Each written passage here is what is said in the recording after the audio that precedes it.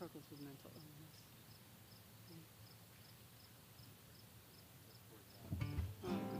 Terrible. He lost the genetic gene pool.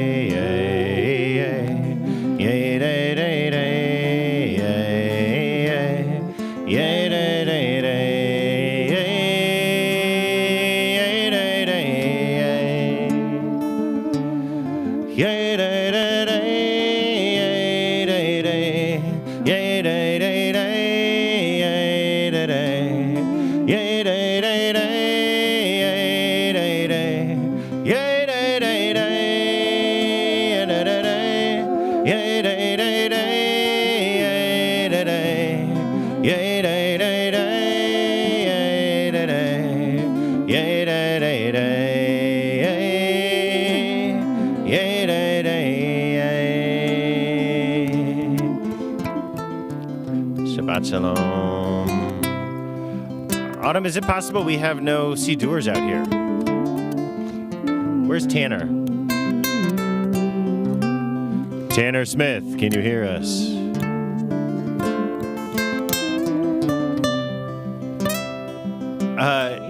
Ezra's going, I think. Ezra, we need music stands. Hey, Rory, Shabbat shalom. Yay, day, day, day, yay, yay, day, day, day, yay, yay, day, day, day.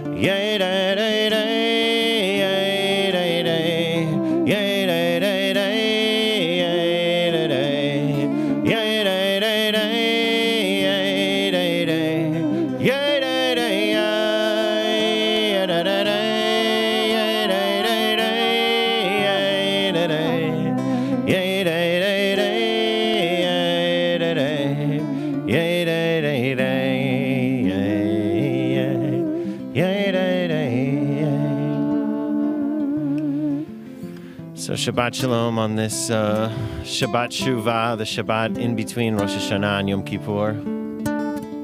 It's a Wominion. There you go.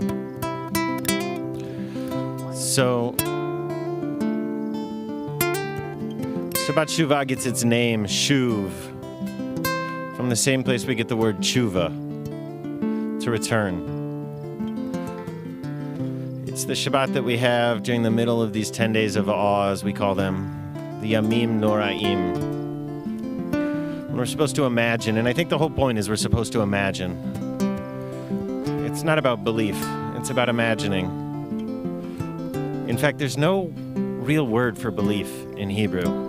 It's always a verb. It's always believing. It's always faithing. There's not faith. It's always the process. And so we're supposed to imagine. We're supposed to imagine that this is the time when the book is just a little bit more open. This is the time when we look at who we've been and the distance between that person and the person we could yet become. And we're supposed to do that work of trying to bridge that gap. This Shabbat Shuvah, Shuv meaning to return. But the idea that there's always that version of ourselves that we can return to. That no matter who we have been, no matter how distant we feel from the person we wish we were, we wish we had been, we can always return.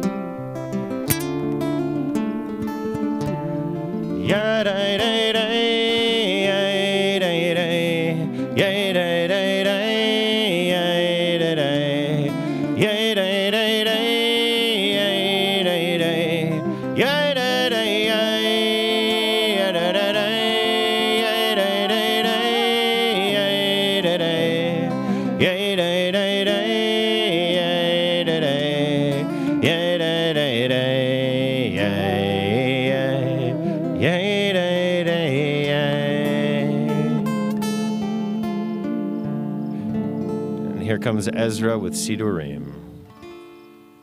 That's Ezra, right? He brings the Torah.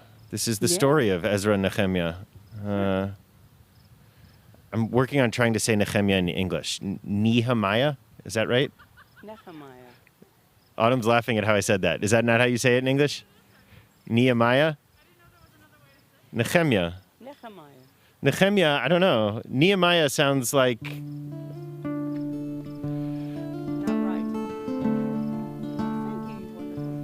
Thank you.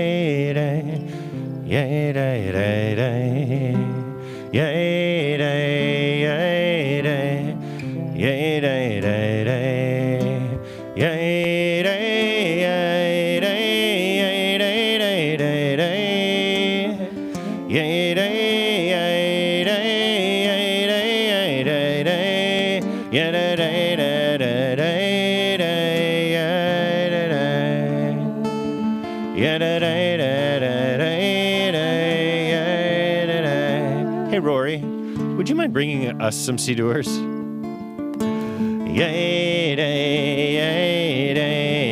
Thank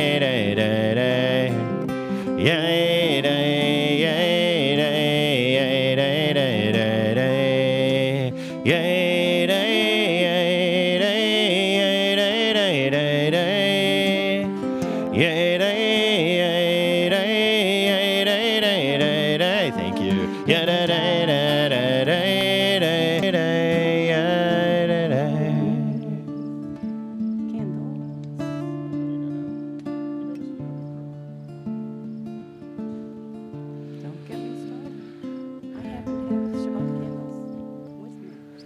So good Shabbos.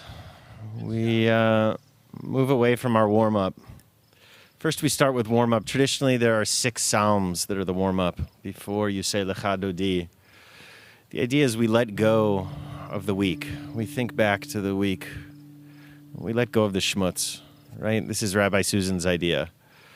That Shabbat is that time when all the schmutz that we carry around, all the heaviness that we have, and I feel like particularly during the Shabbat Shuvah, right, in these days of awe between Rosh Hashanah and Yom Kippur, there's more schmutz than normal sometimes.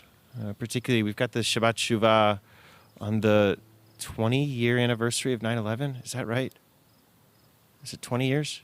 20 years. 20 years tomorrow. So there's a lot of schmutz that we hold on to, right? A lot of schmutz from that day that we hold on to. A lot of heaviness. And so we try to put it down. We think back to our last week. We think back to where we were on Sunday. Where we were on Sunday. We think back to our Monday, getting ready for Rosh Hashanah. Tuesday, out here in the tent, which was kind of miraculous for those of us who were there, I think. It really felt miraculous for all of us to be together like that. And Wednesday for Rabbi Jim and the brothers Lazaroff for second day Rosh Hashanah. If you weren't there for it, it's on YouTube. It's worth looking at on YouTube.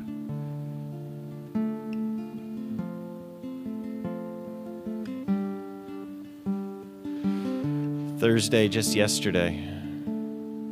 And here we are on Shabbos.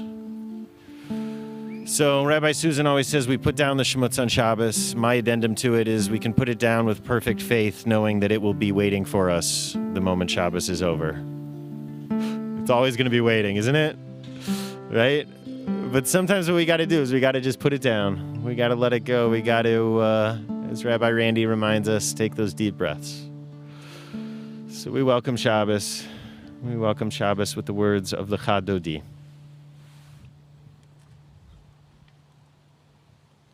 On page 8.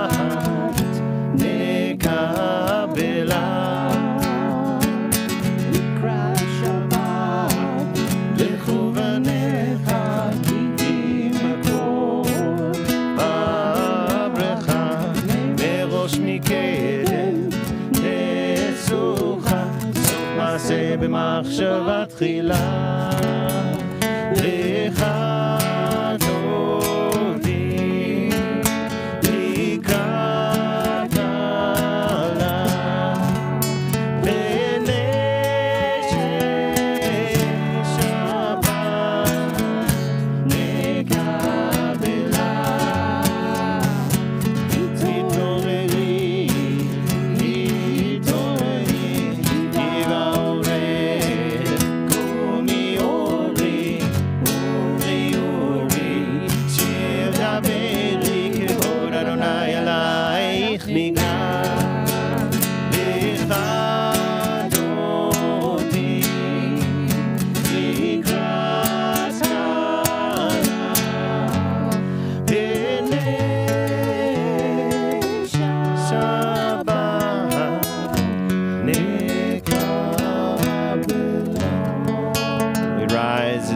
towards the entrance. We welcome Shabbos like a bride walking in.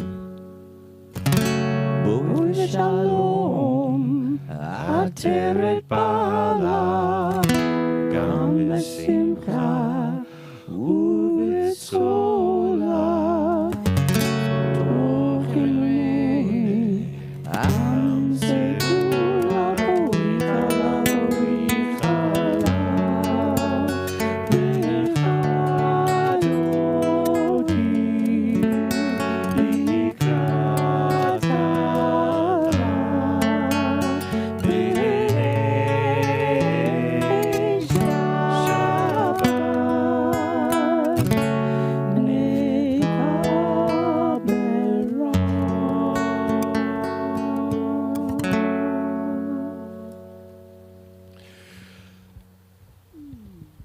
And we're going to stand up again in a moment, but if you want to be seated, you totally can be seated.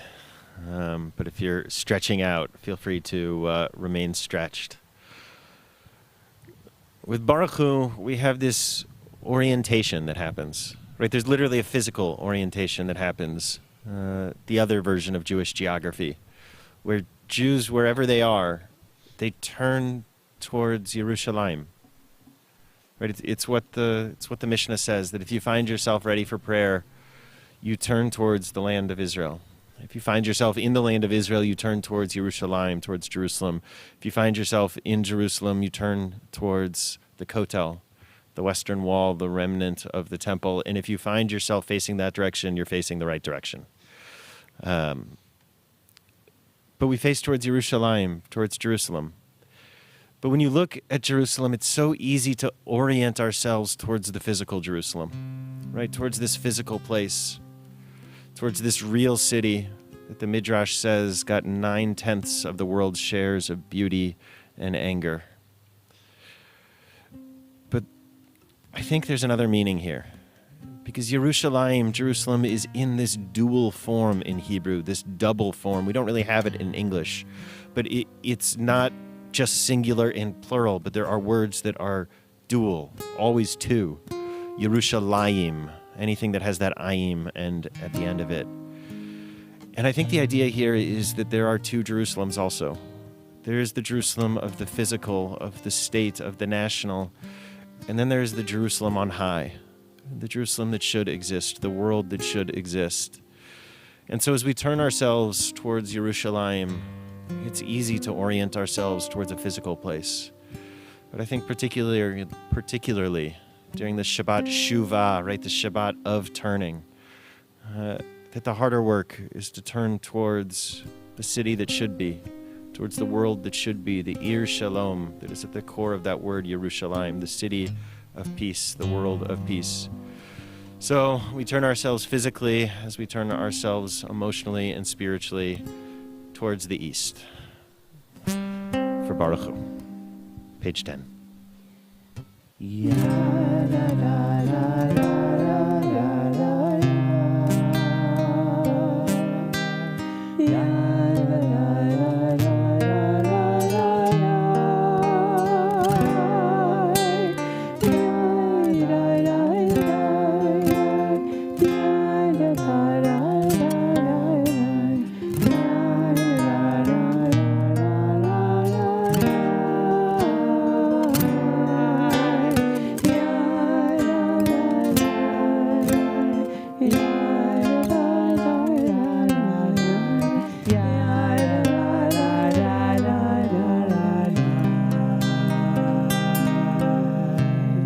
Baruch Hu et Adonai, Hamevorach, Baruch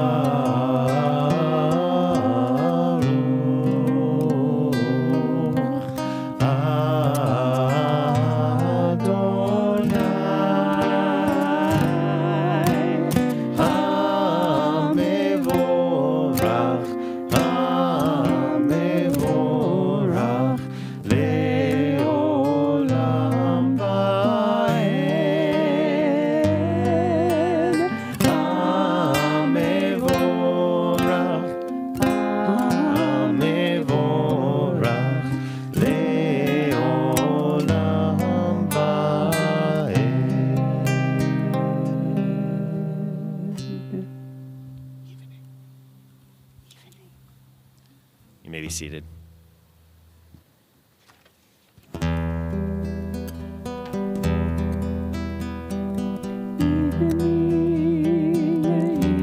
Page 12. Evening the frayed edges of our lives, Mari, Aravim, Amen.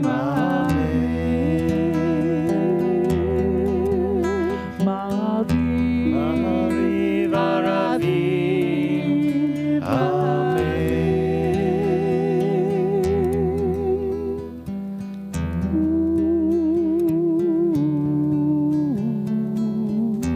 There's a Hasidic story that I often mention with Mari of Aravim and Ahavat Olam. These twins that sit right before the Shema. None of this is really prayer. Not in the technical sense, at least not in the way that the ancient rabbis imagined. The Shema and its blessings is mindset. It's an approach to the world. And so before we come to the Shema itself, before we come to this declaration of the fundamental oneness of it all, first we have these twins. And these are twins that, I don't know, I have twins, so I think of twins as being very different from each other often. My twins certainly are, in the most wonderful of ways, but we have these twins here. The Hasidic version of this story goes, who is a wise person? A wise person is one who holds a note in each pocket, holds both of them. On one note, it's written, I am nothing but dust, and to dust I will return. This is Ma'ariv Aravim, radical smallness, radical insignificance. This is the God of Rambam looking up into the stars and feeling so small. In the other pocket, there's a note that says, the whole world was created just for me, just for this moment. This is the God of Heschel. The God that says we are here with a purpose. The idea that says it's through our obligations to each other, through our commitments to each other, to the world, to the future, to the past. That it's through that we connect and find meaning. And so we're told to hold both of these at once, that this is wisdom, that somehow we can hold that radical smallness, that radical insignificance, and at the same time know that we have infinite meaning and are deserving of infinite love. Ma'ariv Aravim, the smallness, and Ahavat Olam, the love.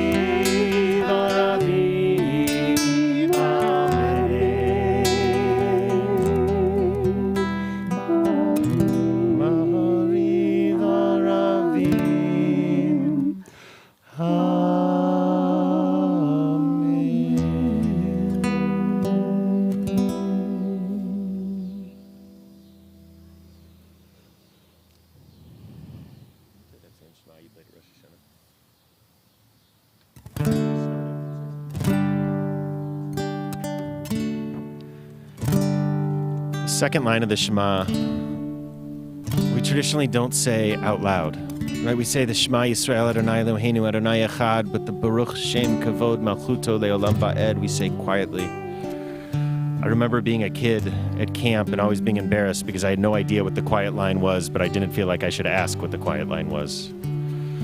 I'm sure it's not just kids who experience that.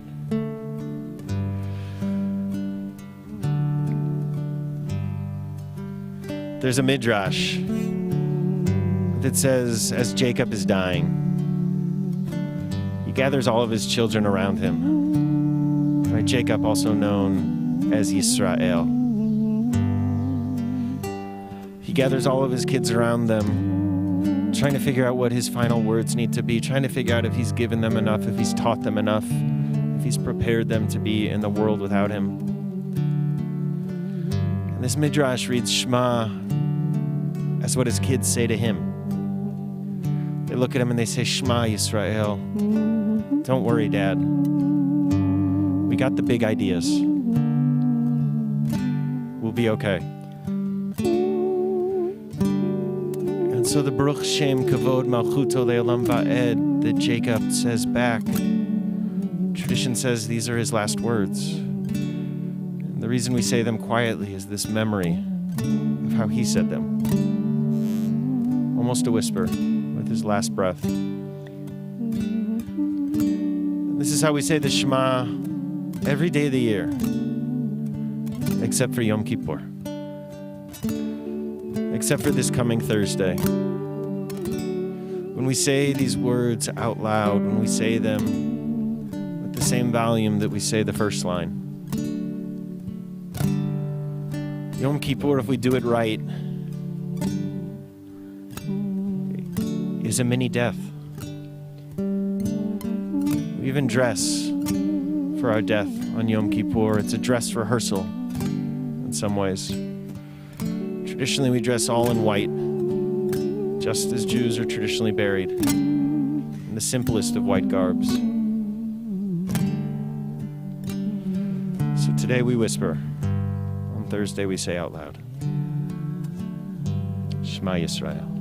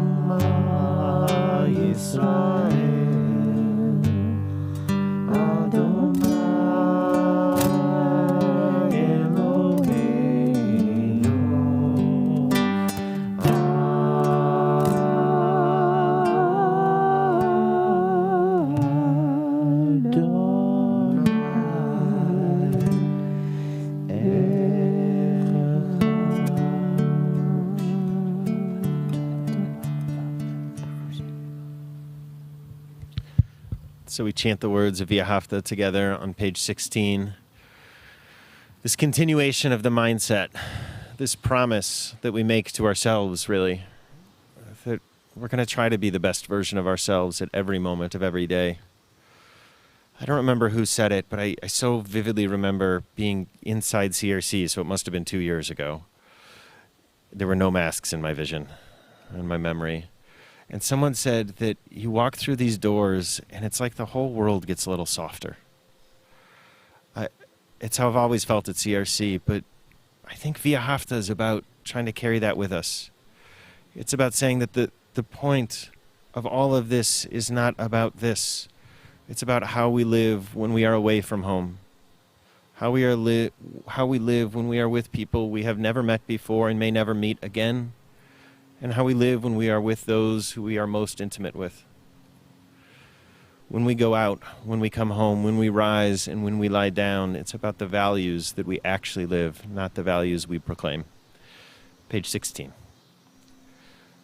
V'ahavta et Adonai Elohecha b'chol levavcha u'v'chol nafshecha u'v'chol meodecha V'hayu hadvarim ha'ele asher anochi mitzavecha hayom al levavecha v'shinantam levanecha v'dibarta bam b'shivtecha b'veitecha uvlechtecha v'derech u'shokbecha uv'kumecha u'ksatam leyot al yadecha V'hayu letotafot ben einecha, uchtavtam al mezuzot betecha, uvisharecha.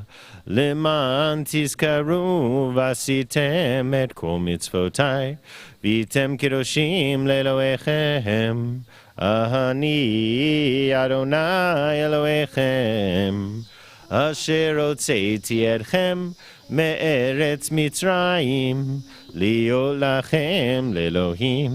אני אדוני אלוהיכם, אדוני אלוהיכם, אמת.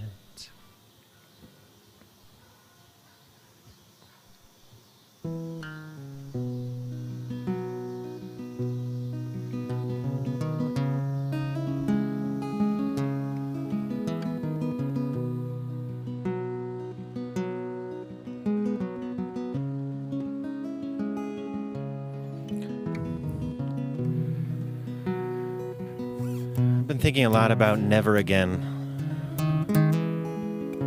Right, the discourse that we had right after 9/11. And the discourse that Jews have around the Holocaust. Never again. One of the things we talked about a lot with the group that was supposed to go to Israel is that Israeli Jews and American Jews, we mean very different things when we say never again.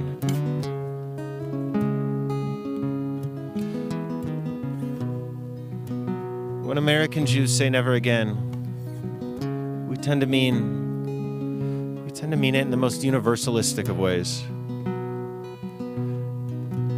Never again is a call to make sure that it's never again to us, never again to anyone. It's a call to stand with the vulnerable.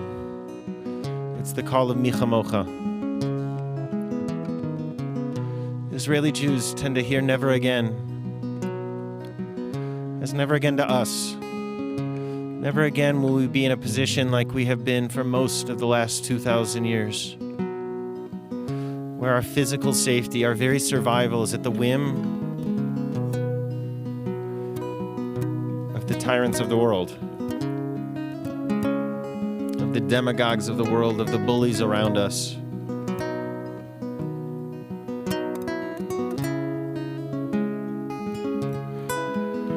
I think after 9/11, in many ways we became like Israelis, which is understandable.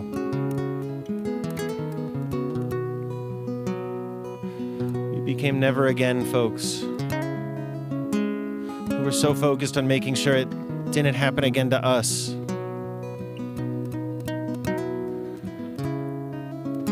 The legacy became so much about us, and about what we do to the world and what we do to other people, and not about the vulnerable. Mi Chamocha is the reminder when we're comfortable that it must be never again to anyone. Mi Chamocha is the reminder when we're suffering that it must also be never again to us. Mi chamocha ba'elim Adonai, mi kamocha neda b'kodesh, nora tehilot osef eleh, nora tehilot osef eleh, malchutacha ra'u vanecha, pokea yam livnei Moshe u'Miriam, ze lianu v'yameru Adonai imloch le'olam va'ed, Adonai imloch le'olam va'ed. Mi chamocha ba'elim Adonai, mi kamocha neda b'kodesh, nora tehilot osef eleh, nora tehilot Yosefele.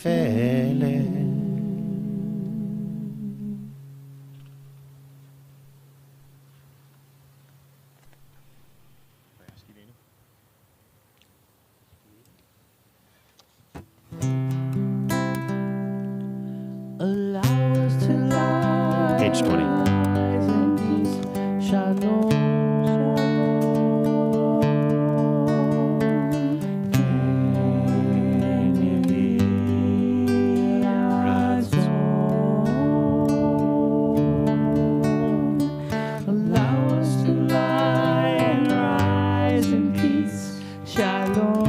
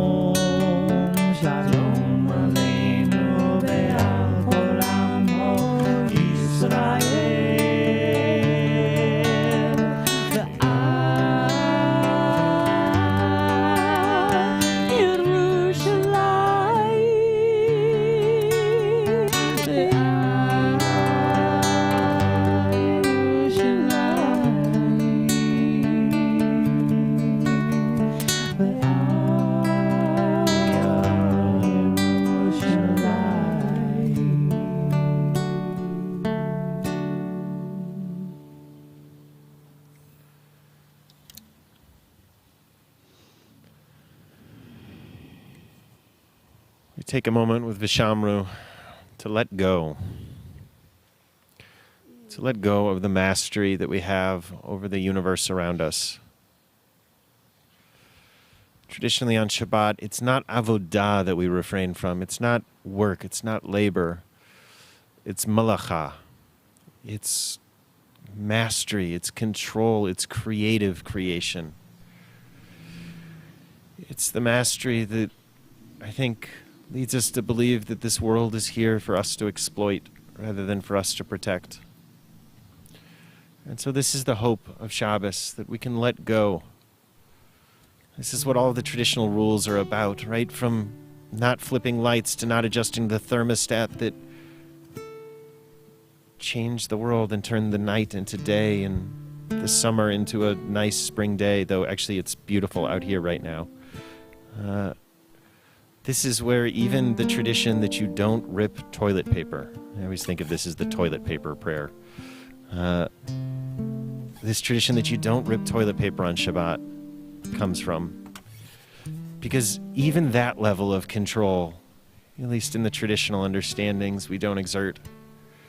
And the hope is that somehow, if we can take these 25 hours from sundown until 3 stars the next day, that if we can take these 25 hours and see ourselves not as the center of the universe, but as just a small part of a greater ecosystem, that perhaps it can change how we live the other 6 days of the week. Page 21, Vishamra.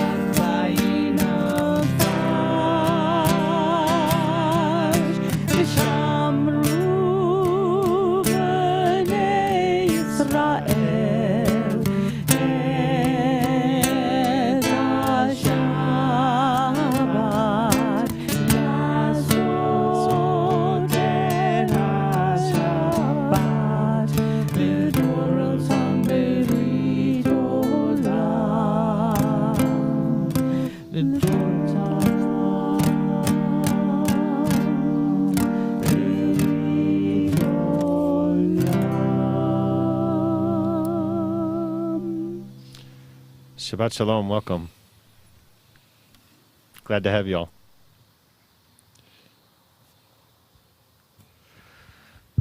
We make a separation between our warm-up, between our meditation on the people we are called to become, into tefillah, into the prayer. There's traditionally 19 prayers that are a part of the tefillah. It's called the Shmona Esrei, which actually means 18 because, well, we can't quite count, I guess. But the tefillah moves from the personal to the political. The tefillah is all about the gap between the world as it is and the world as it is called to be. And traditionally, we imagine that the reason it's shortened on Shabbat, shortened from these these 19 prayers into just 7. Traditionally, the reason that's given is that we don't petition on Shabbat, that we don't request, we don't beg on Shabbat, and so instead we replace it with a blessing for rest. But there are rabbis of the Talmud who object and say that this prayer is itself a petition. Because when we look around our world, and when they looked around their world, but I feel like it's even more stark in our world today, rest is a luxury. Rest is something that not everyone has access to. Rest is something that we all aren't able to achieve. The gears of capitalism grind and they grind and they grind. And so often it means that the most vulnerable amongst us are ground the most. And so we say this prayer for rest in the center of our Amidah that we'll rise in just a moment and say quietly. And I hope we won't think of it just personally. I hope we'll think of it politically, as a charge for the world we are to create, because it's what the Torah says. The Torah is very clear that Shabbat is not just for the few, but Shabbat is for everybody. That rest is a human right as far as the Torah is concerned. In fact, not just a human right, a living right. The Torah says even our animals get Shabbat. So I invite us to rise on page 23, as we call each other to prayer for the Amidah. On the evenings, particularly on Friday evening, we say the Amidah quietly, not silently, but quietly to ourselves, the personal prayers. You can find the words on here if you want to follow the traditional words through page 34. Oh, nope, sorry. Through page 32. But I invite you not to get caught in the traditional words. Don't let them get in the way of the prayers of our hearts. Page 23.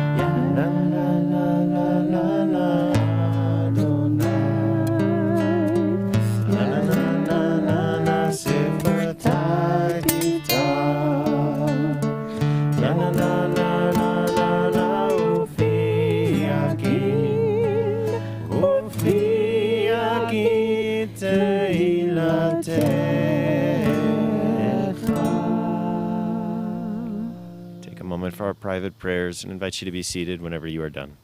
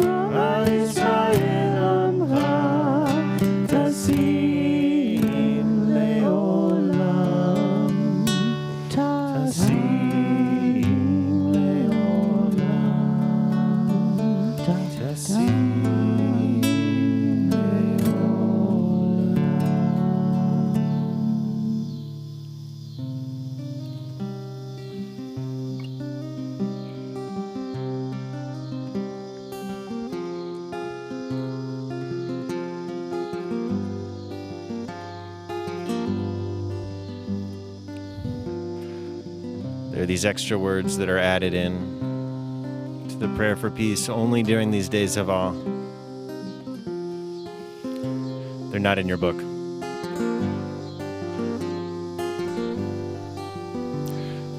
The Sefer Chaim. It's a different book. The Sefer Chaim, literally the book of life. We imagine that these books of life, where the story that is us is written. We imagine it's extra open during these days. So B'Sefer Chaim becomes the core prayer.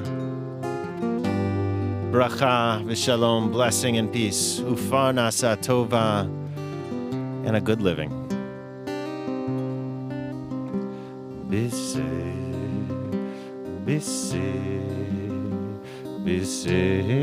Chaim. This is a little low. Let's try it a little higher. Right? It's all about tshuva right now, recognizing the places you've been wrong and correcting. B'Sefer Chaim, B'Sefer Chaim, Baracha v'shalom u'fanasa tova, B'Sefer Chaim, B'Sefer Chaim, Baracha v'shalom u'fanasa tova, Nizacher v'nikatev lefanecha, lefanecha, Nizacher v'nikatev lefanecha, lefanecha, B'Sefer Chaim, B'Sefer Chaim, Baracha v'shalom u'fanasa tova. אנחנו וכל עמך בית ישראל, חיים לחיים טובים ולשלום.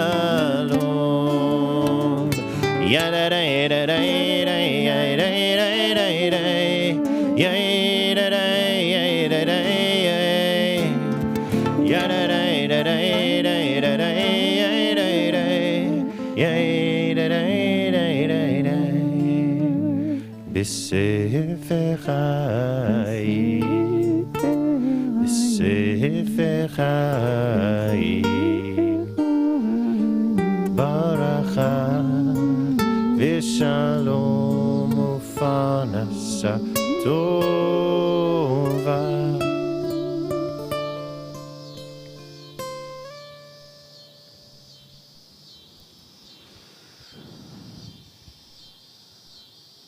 And so we fill our hearts with blessings for healing. We open up ourselves to the possibility that we can make a difference, that we can help to heal. This is Heschel's famous line. He said, "No, I don't think prayer is going to change God. If we do it right, prayer changes us." And so we say, Misha Berach L'cholim, a prayer for healing, for all of those who are in need of healing, for our world in need of healing, for all those suffering from disease, from mental illness, all of those in pain. We fill our hearts with blessing, with a commitment to do this work. You can find the words of Misha Berach on page 34.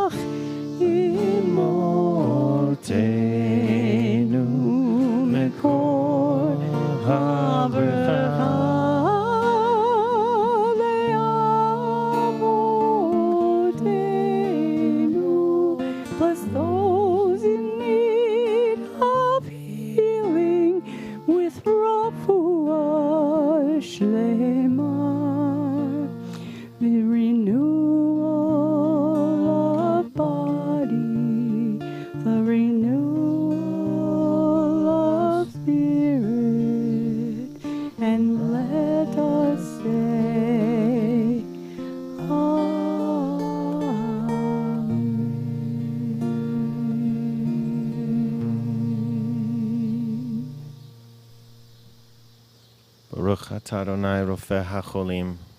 Blessed is the source of goodness that calls us to be healers in this world. And we say, Amen.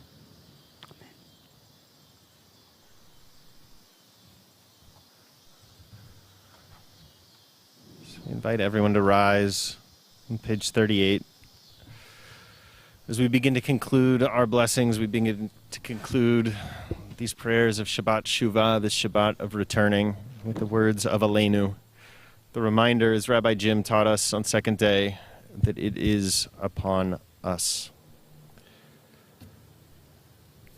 Aleinu l'shabeach l'adon hakol, la'teh kedula liyotzeh breshit, shelo asanu kigoyeh haratzot, velo samanu kamishpechot hadama, shelo sam chelkenu kahem, וגורלנו כחוהמונם, ואנחנו קוראים ומשתחווים ומודים לפני מלך מלכי המלכים הקדוש ברוך הוא.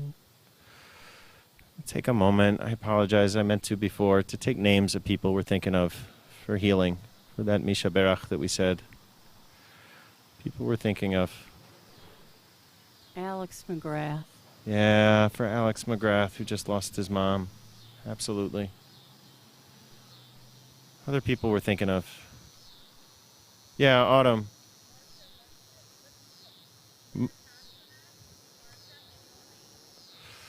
Thank you, all those on the chat, for sharing those names. We're certainly including them in our prayers. Anyone else? Anyone have someone they're thinking of they want to share? Andrew's mom.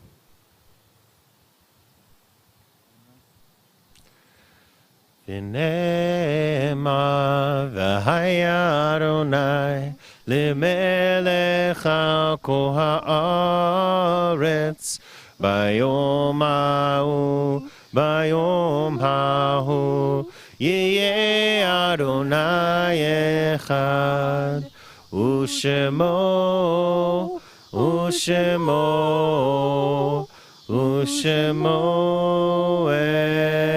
echad.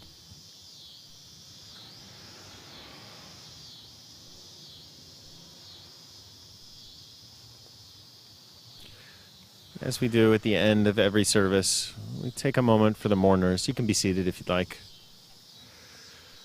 We take a moment to acknowledge those mourners in our community, those mourners in our midst. If you're streaming, Please share the names of folks you're thinking of. In a moment, we'll share those names. This is not El Malei Rachamim. This is not the prayer for the dead. This is the Kaddish Yatom. This is the Kaddish of the mourners. It's the moment we acknowledge, if we ourselves are not in this moment in mourning, we acknowledge those around us who are, and reaffirm the sacred obligation that we have to support each other. So if you are in mourning, if you're in the year of loss, if it's the yahrzeit, the anniversary of the loss of someone, or if you're just feeling their absence particularly, I invite you to stand up or put up a hand or share a name in the chat so we can remember with you. Yeah, Karen.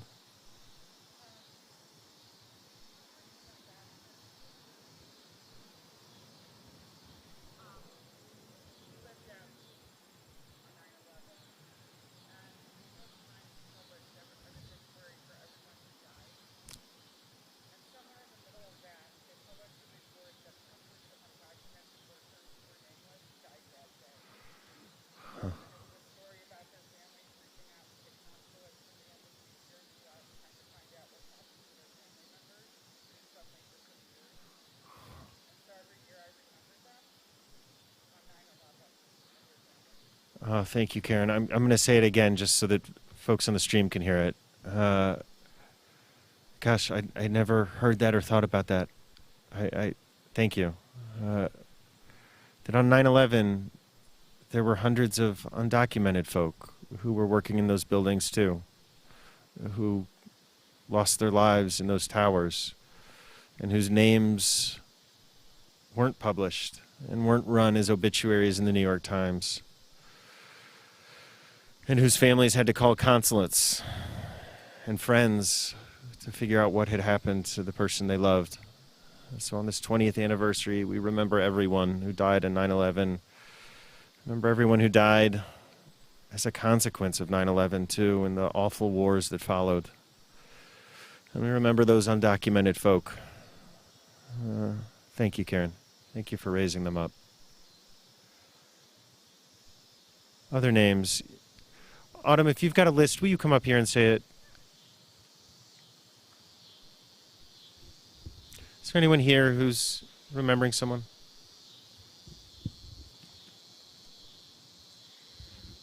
Got Kenny Bloomer, Lynn Ash, and then Rudy would like to remember his grandma Thelma, Bernie, Yael, and Yossi. So for all of these people, we rise as we stand shoulder to shoulder with our mourners for the words of Kaddish. Page 41. Yitkadal v'yitkadash shemei rabbah, be'alma divrach chiruteh v'yamlich malchuteh, v'chayechon uvyomechon uv'chaye d'chol beit Yisrael, b'agalau v'zman kariv v'imru. Amen. Yehi shmei rabbah mevorach le'olam u'lamei almaya, yitbarach v'yishtabach v'yitpa'ar v'yitromam v'yitnaseh, v'yitadar v'yitaleh v'yitalal shemei d'kudesha b'richu, Le'ela min kol birchata v'shirata, tushbechata v'nechamata, da'amiran be'alma v'imru. Amen. Yehi shlama rabba min shamaya, v'chaim aleinu ve'al kol Yisrael, v'imru. Amen. Oseh shalom b'mromav, hu ya'aseh shalom, aleinu ve'al kol Yisrael, ve'al kol yoshvei tevel, v'imru. Amen.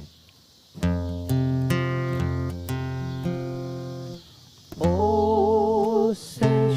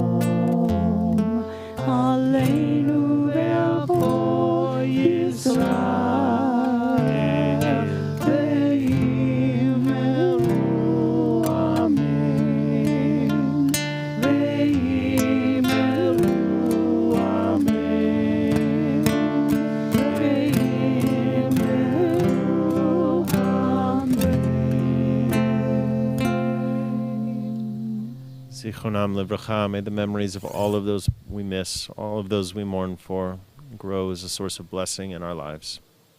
Amen. You may be seated.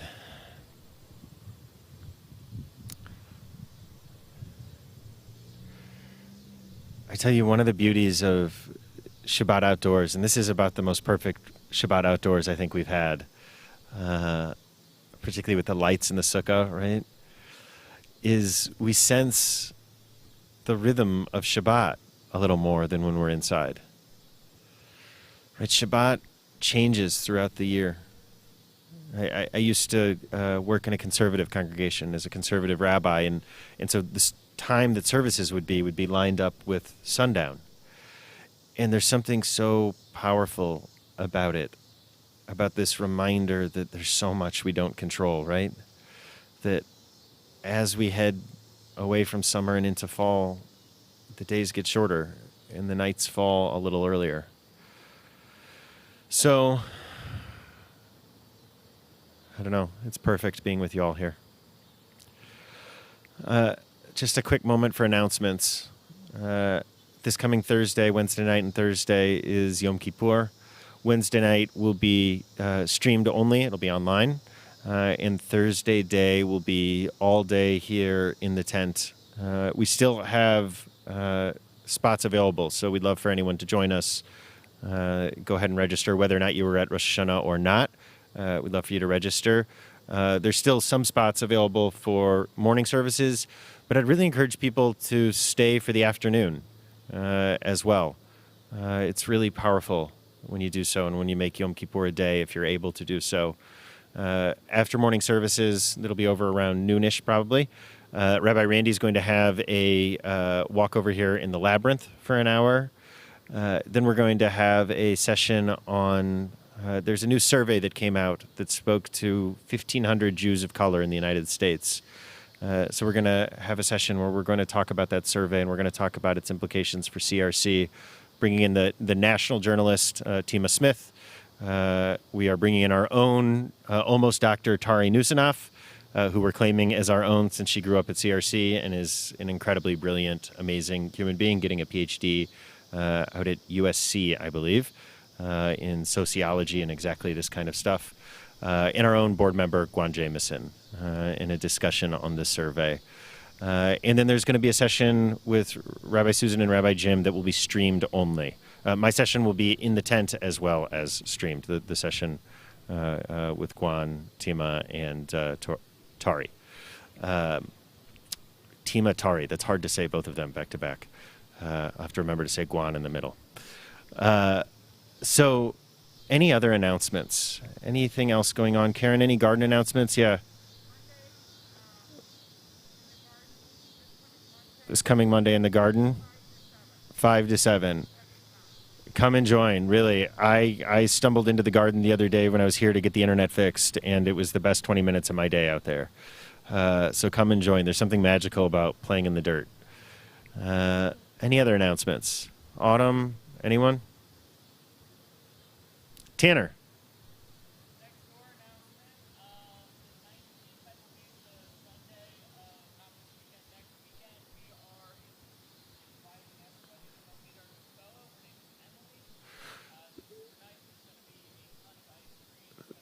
Sunday the 19th, next door, which is literally next door. Speaking of which, thank you, next door. We are borrowing your internet right now. What time? What time? Tanner's not quite sure. On the 19th, 3 o'clock, he thinks. Check the Nextdoor website, Facebook. Check the Nextdoor Facebook. Nextdoor is a residential community that's literally next door to CRC for folks particularly in their 20s and 30s, but I think any age, as long as you're immature enough, is welcome. And so come and meet the new fellow, Emily, 3 o'clock on the 19th. Okay, let's give each other a blessing, shall we? So if you're bubbled with the people around you, or you're comfortable with the people, or whatever it looks like, we invite you to physically put your arms around each other, or spiritually put your arms around each other, whatever that looks like, as we give each other this blessing. Yivirechecha Adonai v'yishmerecha. May God bless us all and keep us safe. Ya'er Adonai panav elecha v'chuneka. Take care of each other. Yisa Adonai panav elecha v'yasem lecha shalom. And most of all, may our lives, may our world be places of peace. Shabbat shalom. Shabbat shalom. Happy birthday to you. Happy birthday to you. Happy birthday, dear Andrew. Happy birthday to you. I feel like we should do it like camp, though. Skip around the sukkah, skip around the sukkah. We won't shut up till you skip around. It doesn't look like he's skipping, yeah. He's not skipping. Shabbat shalom, everyone. Oh, one last Shabbat announcement. I talked to KB today, who sends his love to everyone here. He called me up on the phone, of course, because he wanted help taking care of someone here, because he's always thinking of someone, right? He's doing great in rabbinical school, loves it. Yeah, and is crazy busy with a high holy days that he's leading. So, Shabbat shalom, everyone. Shabbat shalom. Thank you. Andrew, you want to play us out? Let's do it. Let's do it. Amen, amen.